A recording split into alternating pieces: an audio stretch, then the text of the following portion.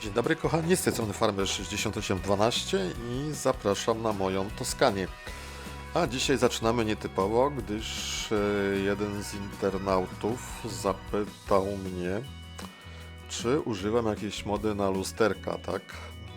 Prawdę powiedziawszy, wydaje mi się, że nie używam żadnych specjalnych modów na lusterka. Tutaj na filmie możecie sobie popatrzeć, jakie mody w tej chwili mam włączone, jakie mody w ogóle używam. I wydaje mi się, że nie używam żadnych specjalnych modów. Także ja tutaj szybciutko przewinę, zainteresowany sobie popatrzy, a wszyscy pozostali mam nadzieję, że mi wybaczą taki przydługi wstęp. Więc zaraz dojedziemy do końca i widzimy się już po tym, jak się gra załaduje.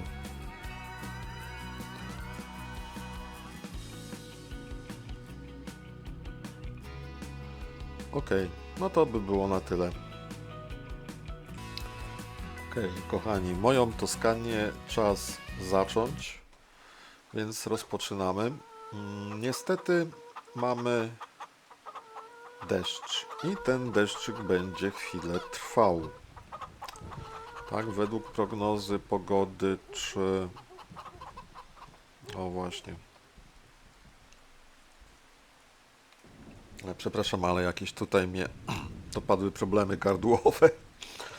Ok, no więc ten deszczyk będzie chwilkę trwał, bo według prognozy pogody widzimy, że przynajmniej do około godziny 14-16. Miesiąc ma tylko jeden dzień, więc musimy zająć się czymś innym. Dzisiaj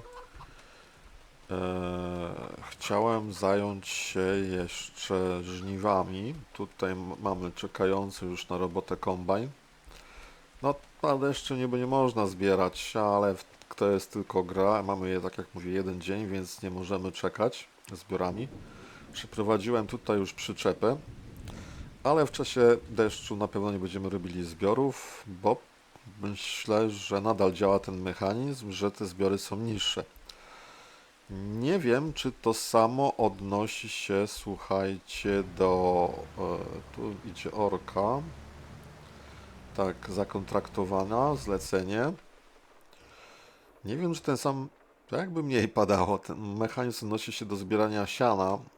Też w deszczu w sumie chyba nie powinienem go zbierać, ale prawdę powiedziawszy, wydaje mi się, że to nie jest taki duży problem. Zerknijmy tylko, jaki tu jest rozmiar bel. 125. Można zrobić większy? Aha, muszę zapalić silnik. No dobra. Zapalmy na chwilkę. 150, 180, 125. Zrób mi największe te bele. 180, niech tak zostanie.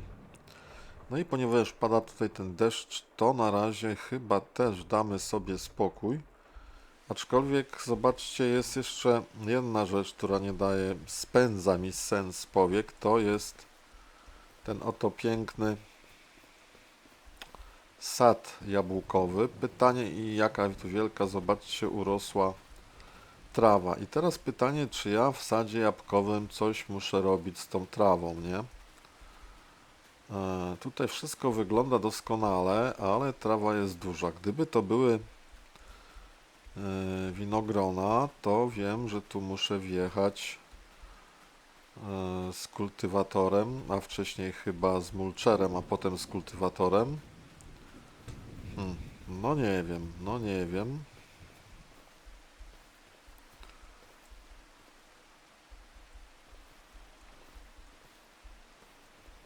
No wydaje mi się, że moglibyśmy tutaj zrobić porządek.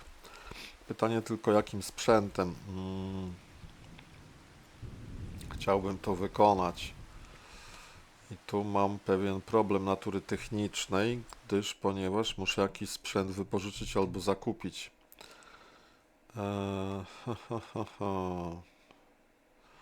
Jak my byśmy to rozegrali? Byśmy to tak rozegrali, że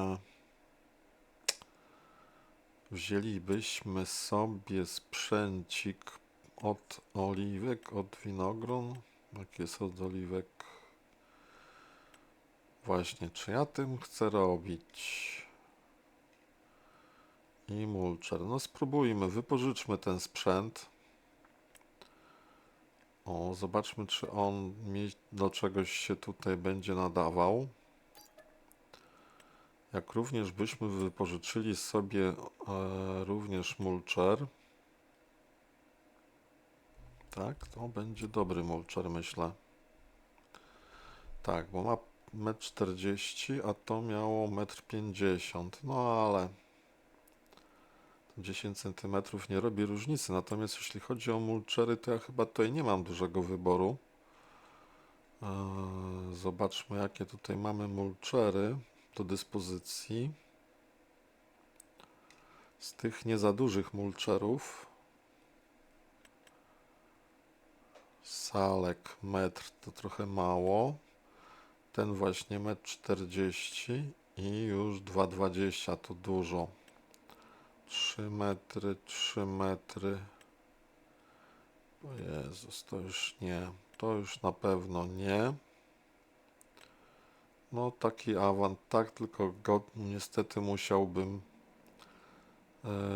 zamówić razem z maszyną Avant. Czyli zostaje mi tylko ten mulcher.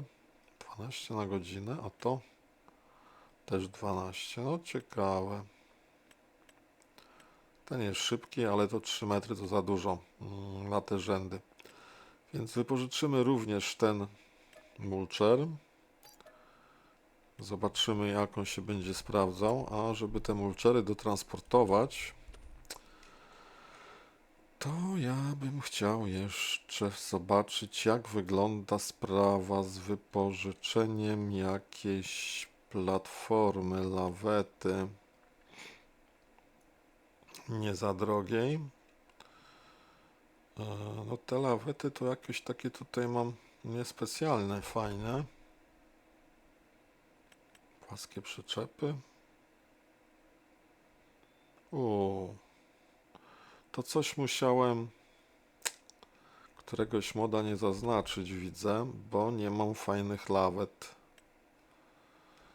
Więc wybaczcie mi, ale będę musiał transportować te narzędzia po kolei. Więc jedziemy naszym sprzętem. Czy ja go mam podłączonego? Nie mam, dobrze.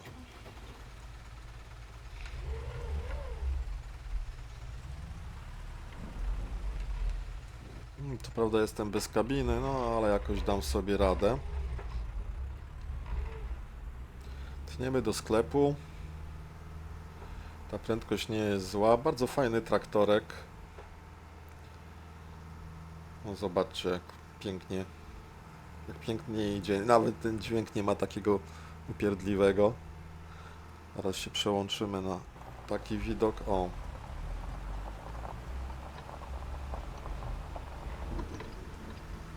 Tu zjechaliśmy na trawnik. A tu mamy kamyczki.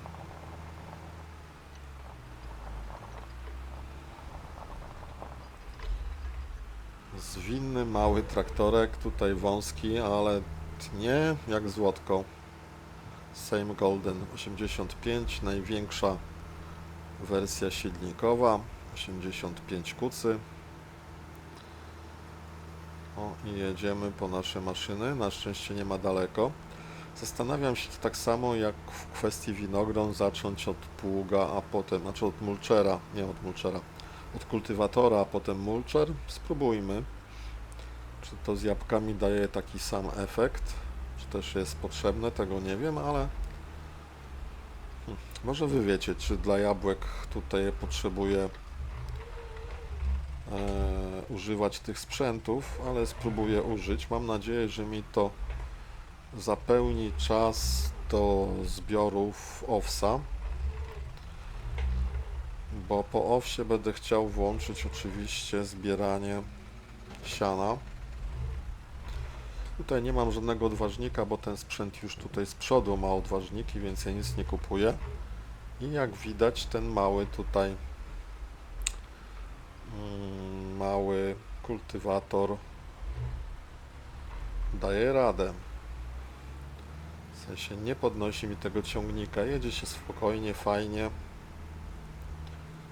No i wygląda ten zestaw też zacnie. Kolor też nawet mi się w miarę podoba, jest ok. Dobra, przepraszam, że tak jeżdżę, ale chciałem się temu Oj, o włos wypadek. Chciałem się temu przyjrzeć. Fajny zestaw. Dobra, tutaj gdzieś mamy wjazd, dobrze pamiętam. I zaraz zabieramy się za sad jabłkowy. Fajnie się to prezentuje, musicie powiedzieć, więc jeszcze z tym widokiem pojeździmy pewnie w sadzie jabłkowym, więc pozwólcie, że na tą chwilkę mamy widok z pierwszej osoby. Godzina niecała 13. Ciekaw jestem, czy ja wszystko zdążę ogarnąć do tej 16, kiedy nie będzie już deszczu i uda mi się za dnia jeszcze i pozbierać to siano i pozbierać owiec. Czas pokaże. Teraz zobaczmy, jak ten mulcher tutaj się będzie sprawował. Jak tu zacząć? No myślę, że tutaj będzie. Czy tutaj powinienem? No dobra, spróbujmy. Jeden przejazd nie zaszkodzi tutaj pojechać. Można by go już chyba opuścić. O właśnie. To nie jest sprzęt, który należy włączyć, tak? Przynajmniej tak mi się wydaje. Tak jest. Zobaczmy, co będziemy za sobą zostawiać. I wydaje się, że tutaj się jakby nic nie zmienia specjalnie. Przejedźmy jeden rządek i popatrzmy, czy coś tutaj gra będzie pokazywać. No widać animację, że mulcher pracuje, tak? I w zasadzie tyle widać ciekawych rzeczy. Oj, nic nie widać za to. Nic nie widzę. Widać, tak mnie nie widać. Tak, znany tekst z filmu. Jakiego? Polecam sobie poszukać. Dobra. Spróbujmy.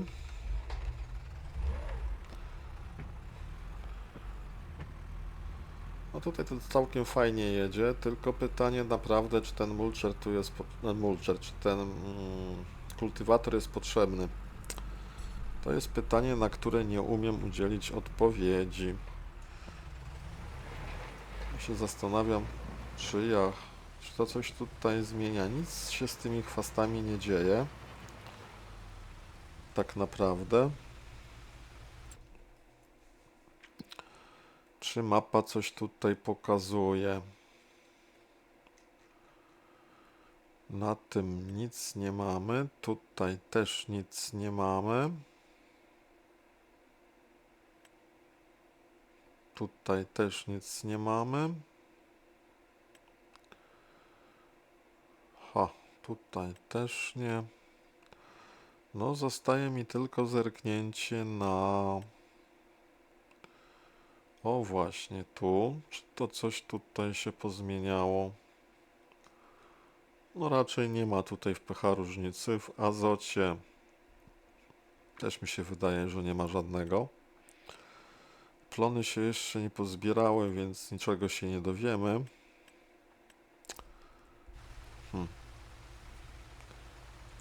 Spróbujmy jeszcze w takim razie zerknąć w ten sposób, czy tu mamy jakąś istotną różnicę. No nic nie widać istotnego, więc wydaje mi się, że ten mulcher to chyba nie jest dobra droga. Mulcher, przepraszam, ciągle myślę o tym mulcherze i mówię mulcher, a oczywiście mamy tutaj obecnie kultywator.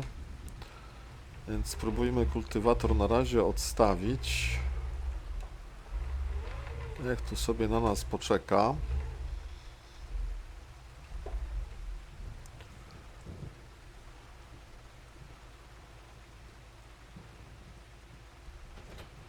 A my w tym czasie pojedziemy po Mulcher, zobaczymy czy mulcher tutaj cokolwiek wnosi. No to moi kochani, żeśmy dojechali do naszego sadu i muszę przyznać, że to są chyba pieniądze wyrzucone w błocko. Ponieważ jedyną rzeczą, którą mulczuję, to jest... Oj, wyjdę stąd czy nie wyjdę? Poczekajcie. O. Cofnijmy do tyłu. No, ledwo się udało. To zobaczcie, jedyną rzeczą, którą mulczuję jak na razie, to jest trawa, tak? O, tak to wygląda. No i tutaj, jak jechałem trochę bliżej krawędzi, to tak to wygląda. Ta trawa się zmulczowała, a to, co tutaj mamy w sadzie, nie. Ani się nie skultywatorowało, ani się nie zmulczowało, ale przejedźmy jeszcze przez środek, przepraszam. I zobaczmy, jak to się zachowa. No i jedziemy. Kurz się unosi, troszeczkę się zakurzyło przez chwilę, ale zaraz przestało. Zaraz pozwolimy sobie zerknąć, jak to wygląda, albo od razu zerknijmy. Naprawdę powiedziawszy, zobaczcie, jeśli chodzi o ten sad jabłkowy, to... O, trawa tak, popatrzcie, jest różnica, nie? Jest duża różnica. Nawet mogę jechać do przodu, do tyłu i to się mulczuje. Bez porównania. Działa, a w sadzie widzę, że mamy chwasty i nic się z nimi nie zadziewa, więc wydaje mi się, że jazda mulcherem, kultywatorem takim klasycznym, no w sytuacji sadu jabłkowego zupełnie nam nic nie robi. Tak, trawnik doskonale mulczuje i to by było na tyle. A sad jabłkowy to nie specjalnie.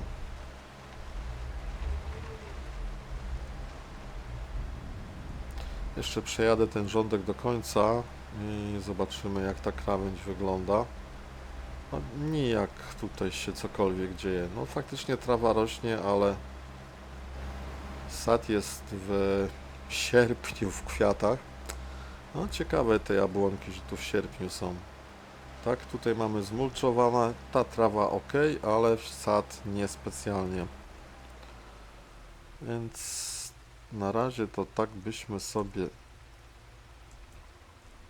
zostawili. Zerknijmy za mulcherem. To jest ta albo ta ścieżynka. Tak, patrząc tylko na same te wskaźniki, tu się nic nie wydarzyło. No i tutaj też, i trawa jaka jest, taka była. Według pH tutaj te rządki pierwsze, nic im się nie wydarzyło. Jeśli chodzi o azet również, azot również. No i to by było w zasadzie na tyle mojej walki tutaj w sadzie. Wydaje się, że ani mulcher, zobaczcie, tutaj to co jest poza sadem, nie? To jest zmulczowane. To co tutaj jechałem. To ta trawa owszem jest zmulczowana, ale już sam sad wydaje się być odporny na mulczowanie, jak również jest odporny na kultywatorowanie. Podejrzewam, że jakbym z pługiem wjechał, też bym nic nie zyskał.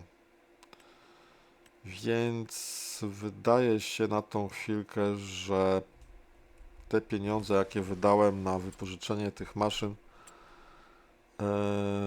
to są pieniążki, pieniążory zupełnie wydane w błoto, tak mówiąc szczerze, niepotrzebne. Więc tak, ile to tego jest? 232 to nie jest dużo, zwracamy.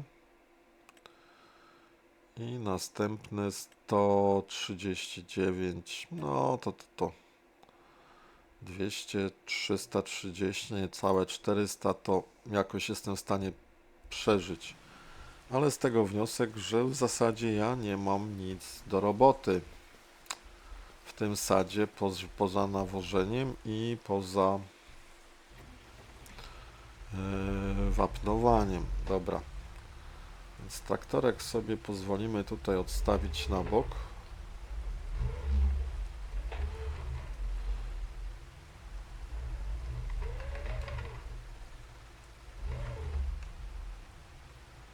O, zupełnie niefajnie to zrobiłem. Chciałem podjechać tak sprytnie, żeby się ustawić za i najechałem. Dobra, to tak nie może zostać, to trzeba poprawić, bo moje oko estety tego nie zdzierży. Skądże znowu? Dobra, to pozwólmy sobie jeszcze raz to ustawić. Może nie w tych krzakach.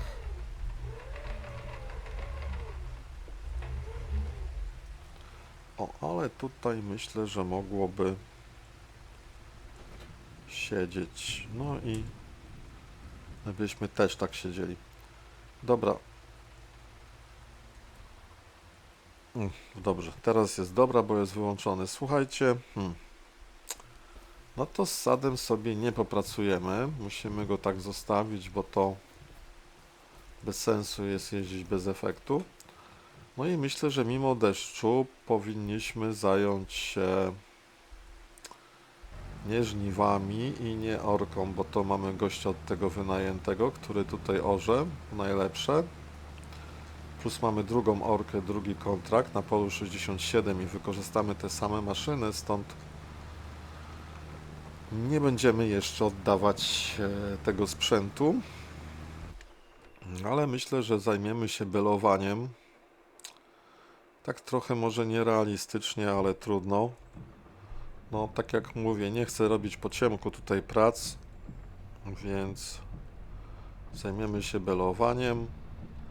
Mam nadzieję, że ustawiłem się na największe bele. Tak, 180 i zobaczmy, jak to będzie szło. Pytanie tylko, czy ja muszę się zatrzymać, jak beluję, nie? Już tak na końcu, jak ta bela będzie wyskakiwać. Myślę, że zaraz to sobie spróbujemy odpowiedzieć na to pytanie. Zobaczmy, co tutaj się teraz wydarzy.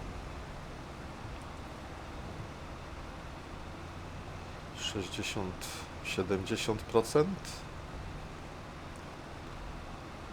Nie wiem, słuchajcie, dajcie znać, jeśli wiecie, czy deszcz wpływa w jakiś sposób na to, ile ja zbeluję siana, w sensie, czy te, w cudzysłowie, plony siana, o, nie, czyli muszę czekać, aż się wyładuje. Tylko dowcip polega na tym, że ja nie włączymy automatycznego zrzutu, teraz go włączymy. Czyli trzeba będzie zerknąć jeszcze raz, co to tutaj się dzieje.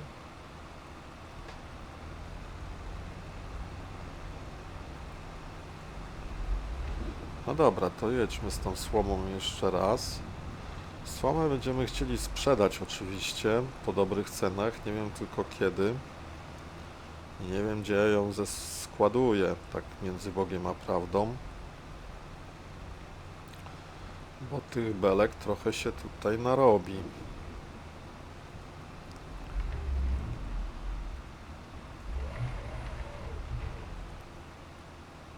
O, tutaj jakiegoś kawałka pensji pracowników.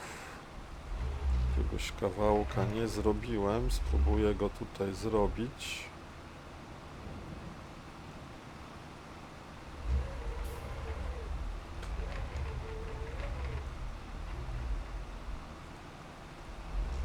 Ok, nie będziemy zostawiać, jak możemy to zrobić. Zobaczmy, czy ten kron, bo wydaje mi się, że będę musiał się zatrzymywać do zrzutu. Bo jak kron będzie pełny, to nie będzie zbierał. Tak, wydaje mi się, że tak to się właśnie odbiwa. Kron nie zbiera, jak jest pełny. Dobra, to już teraz wszystko wiem, więc przełączamy się na widok z kabiny. i jedziemy pięknie. Popatrzcie, jak pięknie lusterka pracują. To specjalnie dla jednego z telewidzów albo z widzów, jak to woli, który pytał o te lusterka. Nie wiem, wydaje mi się, że ja nie używam żadnego specjalnego moda na lusterka. Jedyne co to w opcjach, tak jak pisałem w komentarzu pod zapytaniem, w opcjach mam ustawione chyba lusterka i 7, nie wiem cokolwiek to znaczy. I prawdę powiedziawszy też nie pamiętam, czy to jest opcja standardowa, czy ja tą opcję zmieniałem, tak? Więc jedyne miejsce, gdzie widziałem coś a propos lusterek, to są opcje, natomiast sądzę, że nie mam ekstra moda. Wszystkie mody, jakie mam ściągnięte oraz te, których używam, to już żeście widzieli na samym początku tego filmu. Mam nadzieję, że dla zainteresowanych będzie to wystarczające. No i hop, teraz byśmy chcieli tutaj zawitać. OK. Malutkie cofnięcie nastąpi.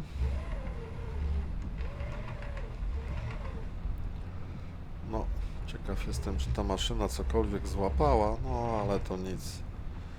To najwyżej poprawimy następnym przejazdem. Słuchajcie, tych przejazdów na tym polu będzie multum, więc tylko ciekawe, dlaczego Orka ma 78%. Zerknijmy tam, co tam się dzieje.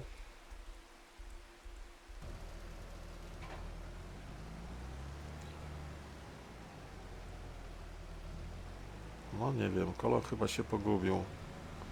Na razie dam mu jeszcze szansę, bo ja tu mam dużo roboty. Dam mu szansę, zobaczymy, czy przeskoczymy to 78%. Czy też będę musiał Orkę dokończyć ręcznie, ale może się uda mu to przeskoczyć. Aha, już mam 90 parę procent, stówka, cofnięcie. Wyrzucimy belkę. Super. Zwróćcie uwagę, że mi się benzyna kończy, albo ropa, nie wiem. Być może, że ropa bardziej, bo chyba te ciągniki na ropę chodzą. No i niebawem trzeba będzie pojechać gdzieś go zatankować. Nie wiem, czy mi się uda te wszystkie pola obrobić, zanim go będę musiał tankować, to się okaże. No i belowanie tego pola to będzie troszeczkę długim zajęciem, więc widzimy się za chwilkę. Zrobię tutaj takie cięcie, gdyż zauważyłem po tym jak się wyświetlają filmy, że wy raczej chyba wolicie cięcia niż timelapsy. Przynajmniej na moim kanale te timelapsy słabo wychodzą. Oglądalność nie jest zbyt duża, stąd wnoszę, że wy chyba bardziej kochacie albo timelapsy na innych kanałach, albo nie lubicie w ogóle timelapsów, więc będę starał się ich w nadmiernych ilościach nie produkować. Tak więc robimy cięcie i widzimy się pod koniec tego pola. No dobrze, kochani, to pole mamy skończone. Trochę nam się belek narobiło. Zobaczmy, ile tych belek mamy. 27 po 11 tysięcy prawie litrów. No to niezły wynik. Słuchajcie, no to teraz tniemy na drugie pole. Nie patrzymy, że deszcz, tylko robimy belki. Także, no ten grunt sympatyczny jest. Co to za rasa? Waripak, oj, nie, tutaj trochę jadę. V190 XC+. No dobra, to zabieramy się za kolejne duże pole. Pojedziemy sobie tędy.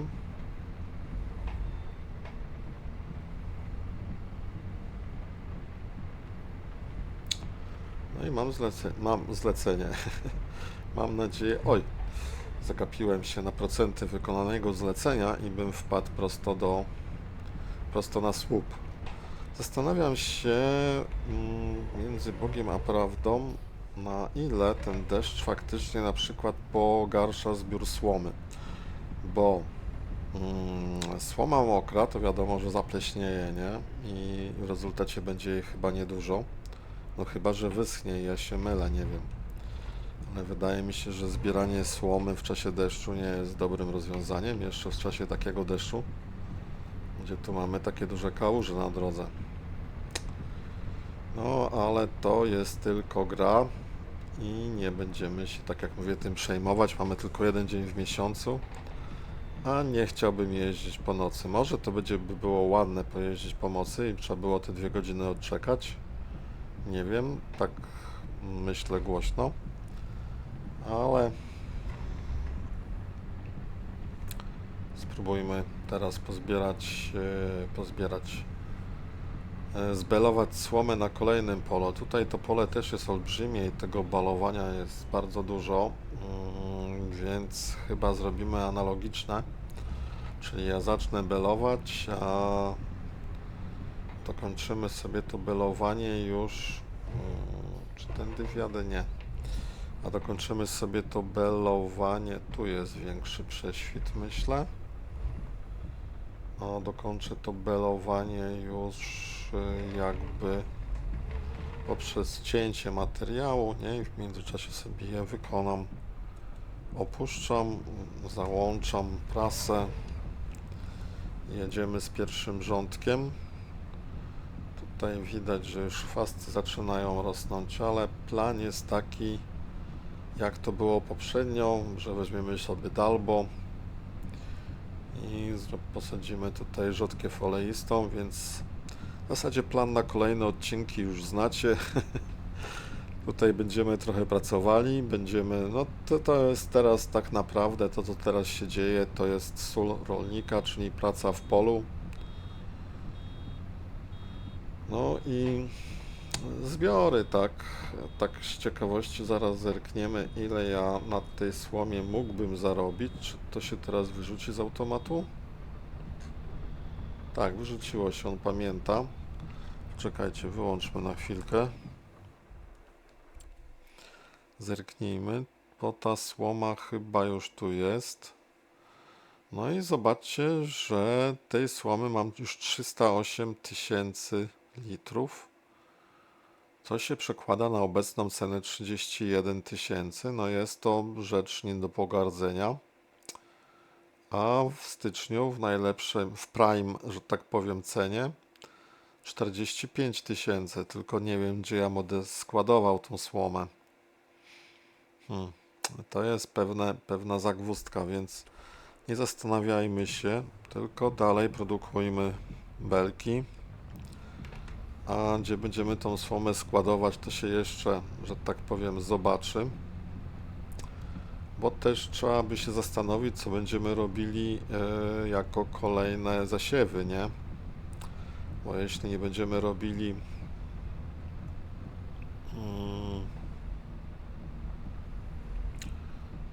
teraz tak, jeśli byśmy nie robili nic do stycznia jako zasiew, to moglibyśmy tą słomę przechować na polu, a potem ją zwyczajnie sprzedać, nie?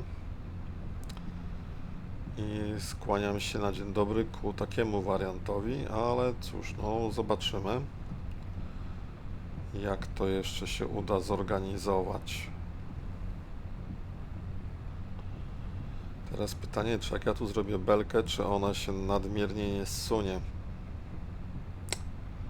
To jest pytanie, które zaraz będzie miało swoją odpowiedź, bo już tylko 20%, a nawet 10%. No, czy do tej kupy dojadę? Nie, cofniemy. No i patrzmy, co się teraz wyprawia. Belka stoi szczęśliwie.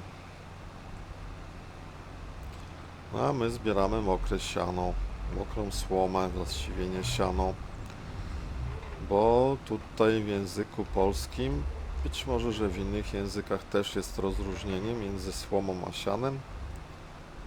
Myślę, że nie będę musiał Was uczyć, co jest słomą, co jest sianem. Sam siebie uczę. Bo ja bym sobie tak siano słoma raczej stosował wymiennie, a nie jest to do końca prawda.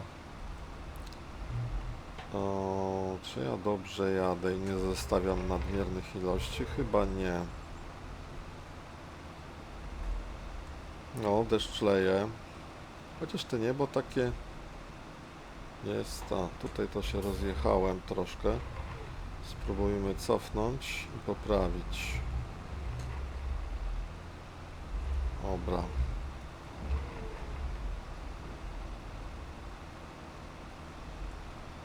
No, myślę, że damy sobie widok z kabiny. To niebo jest jakie jest i deszcz z niego ciągle pada. Dobra, ja zrobię cięcie, widzimy się za moment. No, kochani, popatrzcie, jak się pięknie belka toczy. Jedna toczy się tu, druga się stoczyła już. Uderzy w tamtą. Dobra, zatrzymała się. Ale z górki belki się pięknie tutaj toczą. Trochę tej fizyki tutaj jest zachowane. Nie można się przyczepić, że nie. Belki z górki wykonują toczenie, więc wszystko wydaje się być ok. I nawet utkły jedna na drugiej, więc to też wydaje się być ok. Dobra, no te tutaj tak mogłyby się stoczyć, bo też jest z górki, ale jakoś utkły albo utknęły, jak to woli, utknęły na tym rżysku. No, ale generalnie jest nieźle. Pyk, lubię patrzeć, jak te belki wychodzą. Po 11 000, bardzo duże belki. No ale do tych belek przydałaby się jakaś przyczepa, taka, która by mogła być platformą, taką większą również do zbierania jakichś palet. Teoretycznie mógłbym przerobić tego lizarda, tak, i tą przyczepę, tamte przyczepy na platformy, ale nie wiem, czy to dobry pomysł, żeby do takich belek tego lizarda wykorzystywać. Trochę się waham. Wydaje mi się, że powinienem zrobić jakąś przyczepkę. Teraz pytanie za 7 punktów, gdzie ta belka się utworzy i czy też będzie chciała zjechać.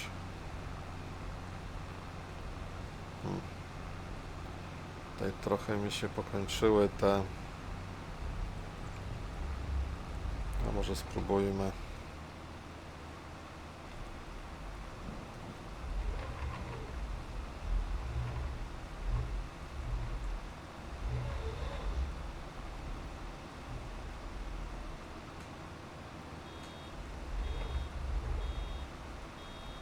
Mhm, 90%. Sobie machniemy. Prawie 100 już.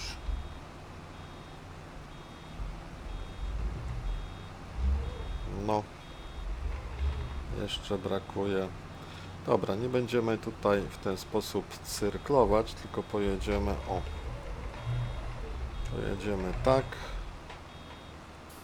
i cofniemy tutaj. Myślę, że w tym miejscu belka nie będzie nam w żadnym stopniu wadzić. Dobra, słuchajcie, jeszcze raz zrobimy cięcie. Chciałem Wam tylko pokazać, jak to się pięknie wsuwają te belki. Czyli troszkę fizyki mamy w tym farmingu. Nie za dużo, ale zawsze coś. Słuchajcie, tutaj belki też już porobione. Dajcie mi znać, czy zrobiłem duży błąd, jeśli możecie oczywiście. Zbierając te belki w czasie deszczu. W sumie mam niecałe 55 w tej chwili belek i myślę, że tego zrzutu nie będę robił, bo jeszcze mam nadzieję dzisiaj zrobić zbiory owsa na tamtych polach, więc podjedziemy sobie traktorem do tamtych pól. Tak, jest podniesione i zobaczymy, jak to tam będzie wyglądała sytuacja, bo z prac na dzisiaj zaplanowanych był sad, ale widzieliście, że w sadzie w zasadzie nie ma nic do roboty. No i było też balowanie, czyli belowanie, właściwie nie balowanie. A tutaj stoją nasze maszynki. Nie wiem, czy tej siatki mi wystarczy, ale tamte pola są małe, więc jest szansa, że tej siatki mi wystarczy. Podjedziemy do tych pól. Tak myślę, czy tu jechać prosto, ale powinienem się chyba zmieścić z tą maszyną, bo w tym szpalerze, słuchajcie, to mordka mi się śmieje jak jadę. Bardzo fajnie to wygląda. Bardzo fajnie. Bardzo, jeszcze raz podkreślę, bardzo fajna, piękna mapa. Może nie taka rewolucyjna jak Hofbergman, ale bardzo ładna na pewno. Dobra, myślę, że możemy zostawić na wjeździe tą maszynę i nic się takiego nie wydarzy.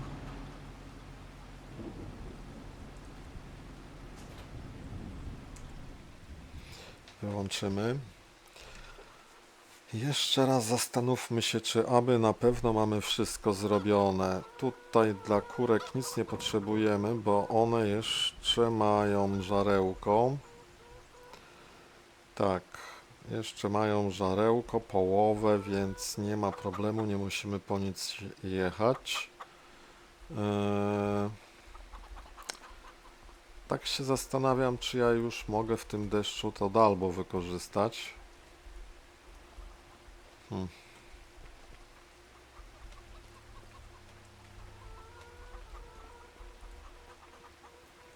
Teraz tak, tutaj jak pamiętam zostawiłem worki. Co w tych workach? Nawóz, tylko nawóz. Nawóz i nawóz i nawóz, więc nasiona muszę ściągnąć. Pytanie, czy ja mam nasiona? Czy ja mam nasiona na stryżku? Mam, ale to... Aha, mam dwa te. No to może na początek taki jeden. Worek nasion. I to dalbo na pewno będzie użyteczne. Bo teraz tak. Tutaj nic nie mam do roboty. Wszystko, co można, się produkuje. Fend, wyciągarka. Tutaj to wszystko mógłbym tu zostawić. Jeszcze zerknijmy, jak tutaj produkcja.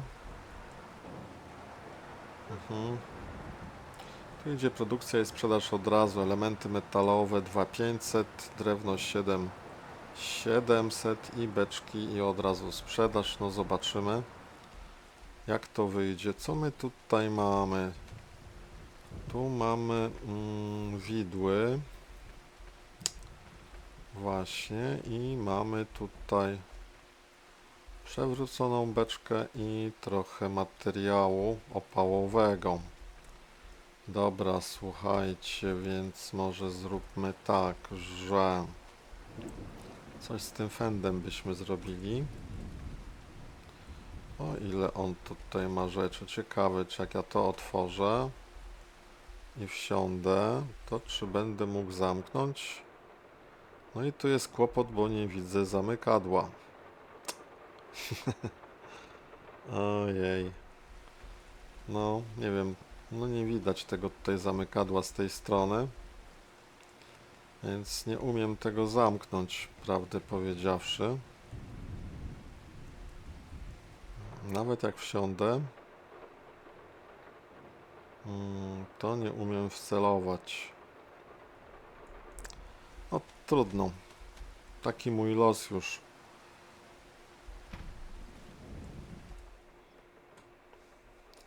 Dobra. No, ale możemy to odpalić.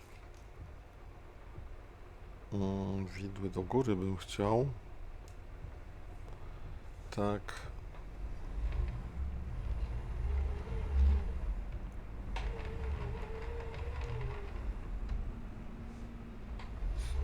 No i te tutaj, ten chwytak do drewna, nie tyle widły, co chwytak do drewna, byśmy mogli tutaj odstawić, żeby sobie na nas poczekał.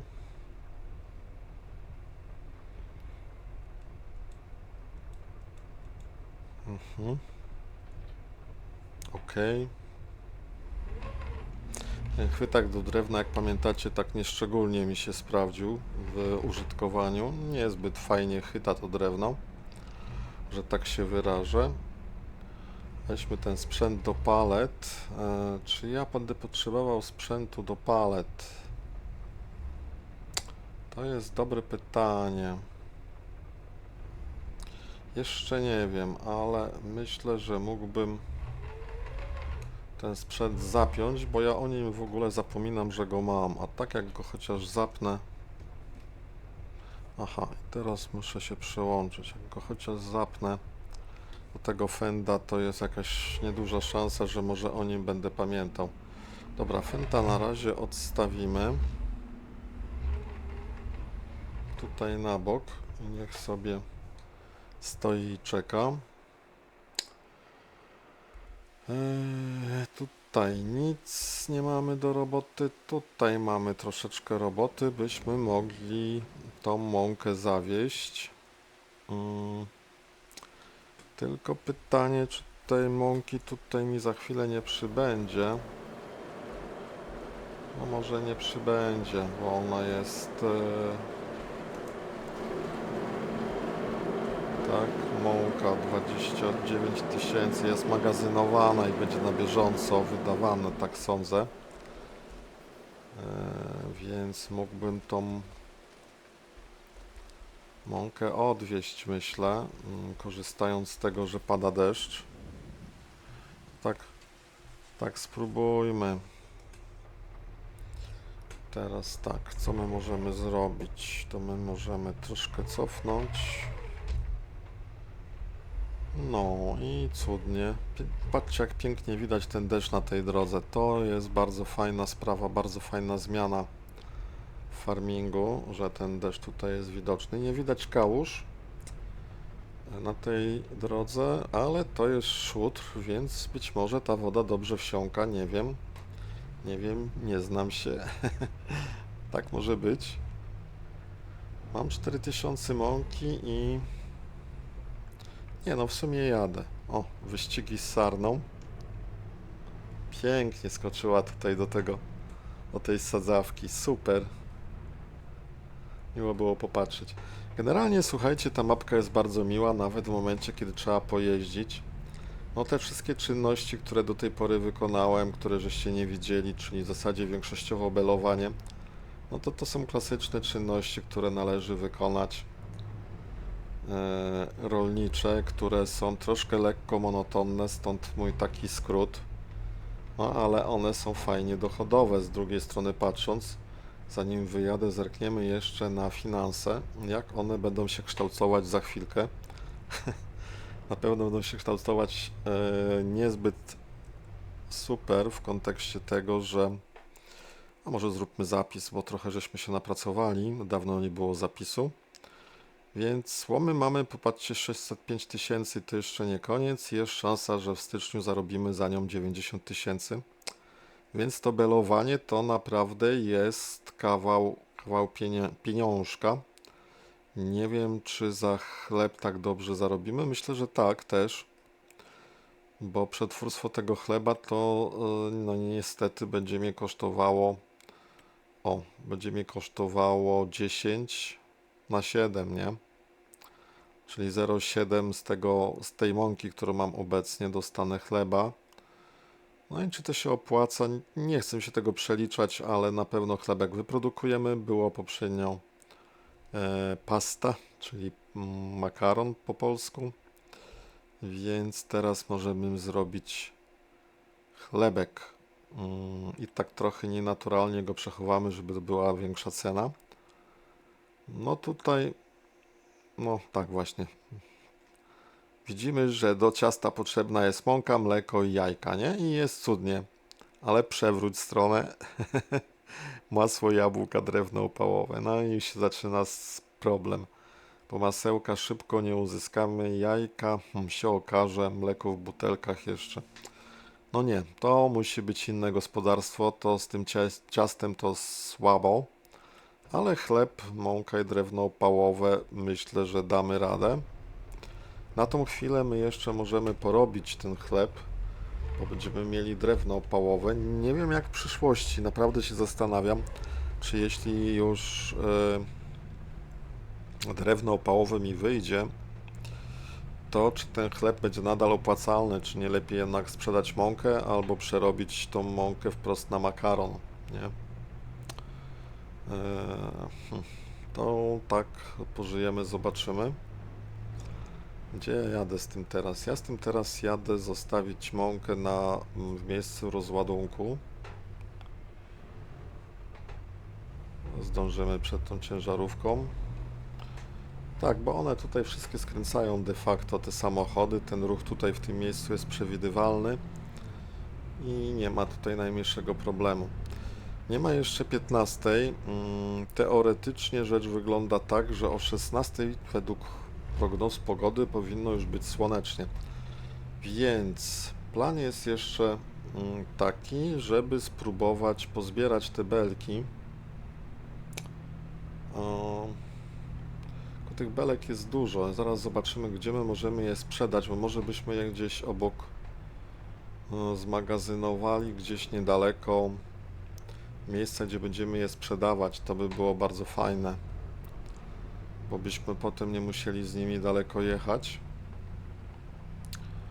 No, moglibyśmy jeszcze zastanowić się, co na tych polach posiać i tak jak mówię, zostawić je w jednym miejscu na polach i to też jest wariant nawet może lepszy, bo bardziej taki rzeczywisty, nie? Bardziej prawdziwy.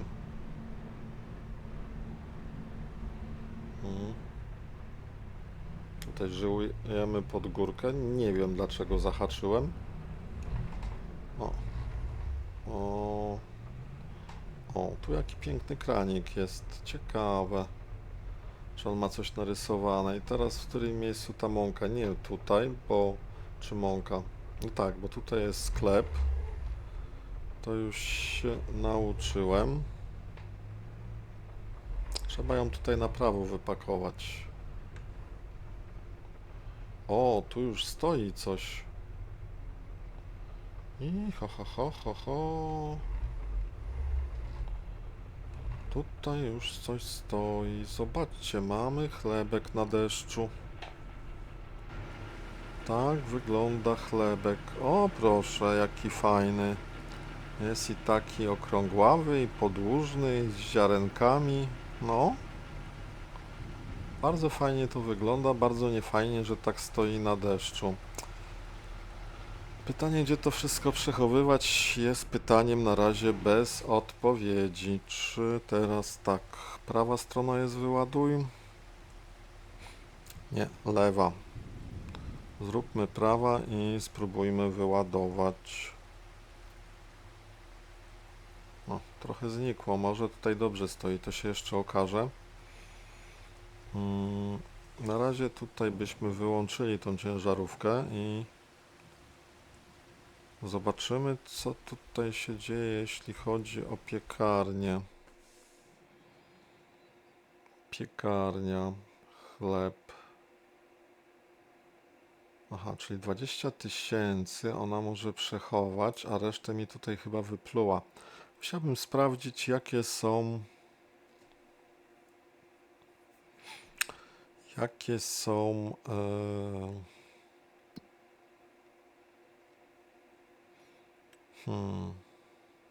co ja bym chciał zrobić z tym chlebem? Czy go jednak sprzedać, czy jeszcze zostawić? No teoretycznie chleb można by dostać najlepszą cenę w styczniu, 5900.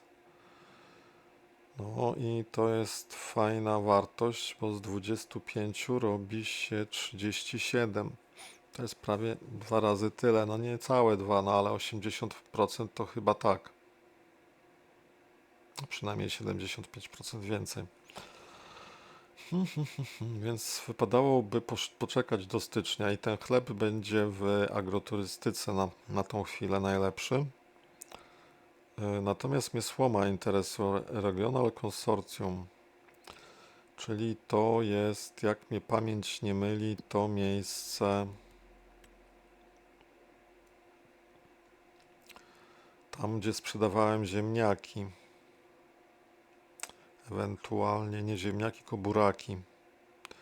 Siano, sałata, słoma. Gdzie jest słoma? Nie ma słomy? Czy on jest grubo wcześniej? Czy ona właściwie? No tutaj gdzieś powinna być przecież słoma bez kitu. Hmm. Że ta korolka? Nie.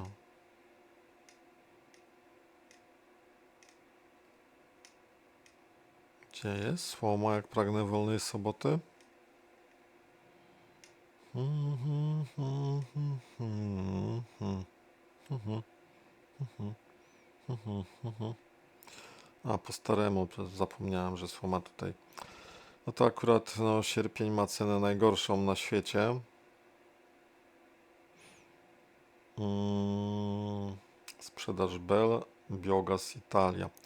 Pytanie, co możemy za słomy jeszcze wyprodukować? Jakbyśmy na przykład mieli taką biogazownię, to co moglibyśmy zrobić? Tu kiszonka i gnojówka jest. Słoma. Aha, słoma plus gnojówka równa się coś do ładowania, metan, półferment i półferment stały. Biogaz Italia, tutaj też to słoma idzie, ale razem z gnojówką. Fabryka soków nie ma słomy, makaron nie potrzebuje słomy. Kompostownia. Odpady owocowe, tutaj trzeba będzie chyba je sprzedać.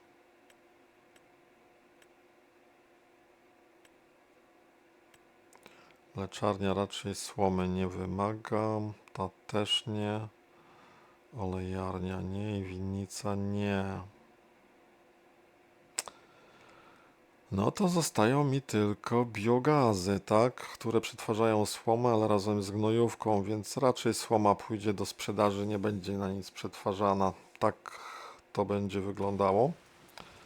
Ale na pewno powinniśmy zaopatrzyć się w jakiś... Swoją drogą, co tutaj jest w tych modach? Mhm.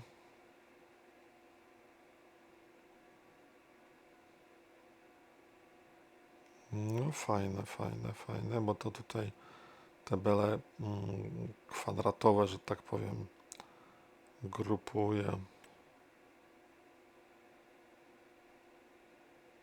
No tak, to są duże kwadraty, to są duże kółka. No to jakiś taki podobny mam na kółka, na bele okrągłe, tak kółka, żartobliwie je nazywam. Dobrze, słuchajcie, na pewno potrzebujemy jakąś fajną przyczepę. I może zerknijmy od tej strony. Mogą to być przyczepy płaskie, które będą te bele grupować. I na przykład taka by była sympatyczna, nie? 16 sztuk tu można załadować. Ja Baileya już chyba używałem. Jest Farmtech, taki, który nie może cofać, i Goveil właściwie. Nie jest powiedziane, ile on tych bel zgarnie i jak on jest duży, czy on jest duży. Autoload byśmy chcieli. Nie wydaje się być duży.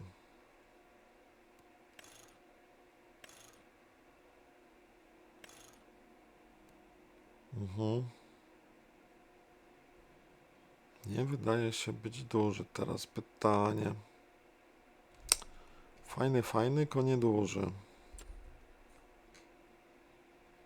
O, mamy tutaj jeszcze dwa.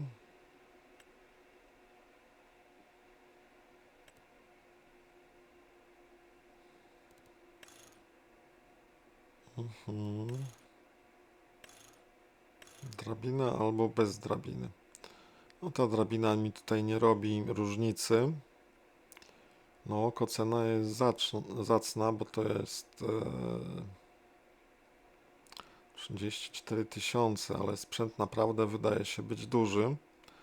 Pytanie, czy ja takim dużym sprzętem będę tutaj w stanie na tych polach obracać. No i ten już był chyba raz w użytku, też jest bardzo duży.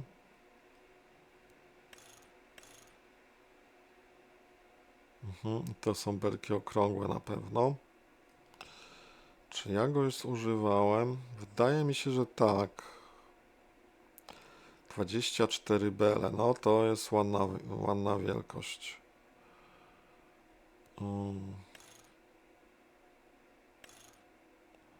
To jakby tutaj ta wielkość się nie zmienia zupełnie, ale to wygląda zacnie. Taki sprzęt i kosztuje 18200. No to jest bezkonkurencyjny, jeśli chodzi o wielkość. Wielkość w stosunku do... Ten nie wiadomo ile mieści tych belek. A też jest bardzo długi.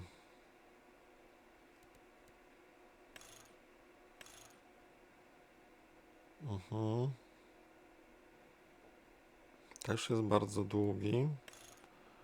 Może być z autoloadem.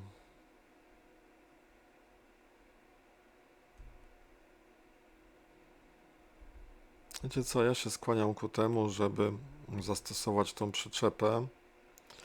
Ile kosztuje wypożyczenie? 1000 dołków. No i może spróbować nią pomanewrować na tych polach, zanim ją kupię. Byśmy wzięli autoload i takie coś i ją wypożyczyli i pozbierali te belki. No ale ten materiał już ma godzinkę i może niech tak zostanie, więc decyzja co do przyczepy zostanie podjęta w następnym materiale. Na tą chwilę, słuchajcie, to już wszystko. Jeśli macie jakieś uwagi albo informacje, czy warto było zbierać tą słomę z deszczu, to dajcie znać. Wydaje mi się, że tylko zbiory zboża w deszczu nie są fajne, a natomiast siano, jak już zostało ścięte, to leży tylko i moknie, ale tutaj nie ma mechaniki, że coś gnije, więc zakładam, że będzie gites. Teraz tak, nie wiem co z tym chlebkiem zrobić.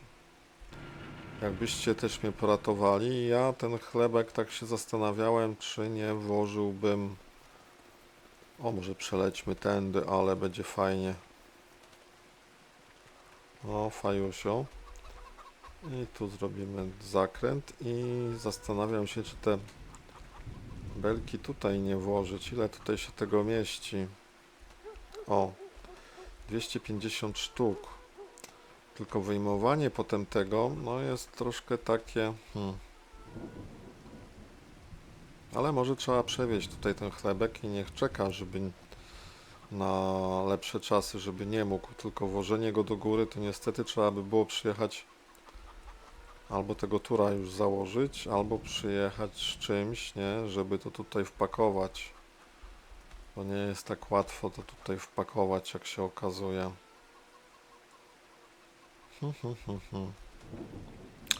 No takie eksperymenty myślę, że porobimy, natomiast to nie dziś. Na tą chwilę to wszystko. Dziękuję bardzo. Jeśli macie pytania, uwagi, piszcie. Ja może nie od razu odpowiem, ale będę starał się jakąś odpowiedź Wam udzielić, ponieważ tutaj, tak jak pewnie się domyślacie, to nie jest moja działalność zawodowa YouTube, ani dochodowa. No, robię to czysto dla przyjemności, w większości swojej, ale jeśli Wy macie fan, to jest mi bardzo miło. Trzymajcie się tradycyjnie i jeszcze raz dużo zdrówka dla Was. Cześć!